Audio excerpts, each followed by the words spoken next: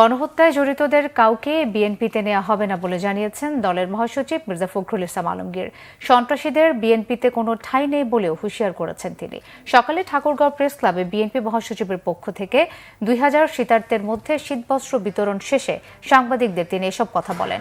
ফ্যাসিবাদ থেকে উত্তরণ ও দেশকে দুর্নীতিমুক্ত রাখতে নির্বাচিত সংসদ দিয়ে দেশ পরিচালনা ও গণতন্ত্র প্রতিষ্ঠা ছাড়া অন্য কোনো উপায় নেই বলেও মন্তব্য করেন মির্জা ফখরুল ইসলাম আলমগীর।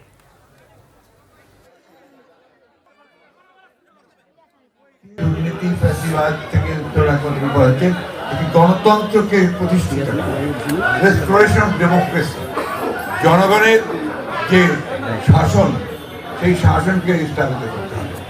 অর্থাৎ জনগণের যে পার্লামেন্ট, জনগণের যে নির্বাচিত যে পার্লামেন্ট, সেই পার্লামেন্ট দিয়ে দেশ পরিচালনা করতে হবে, সেই সরকার দিয়ে দেশ পরিচালনা করতে হবে।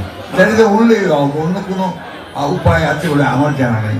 আমার বয়স হয়ে গেছে, আমি জানি যে একমাত্র একটা ইনস্টিটিউশন যদি তৈরি করা যায়, প্রতিষ্ঠানগুলো যদি নির্মাণ করা যায় গণতন্ত্রের, তাহলে সেটাই হবে সবচেয়ে বড় রক্ষা।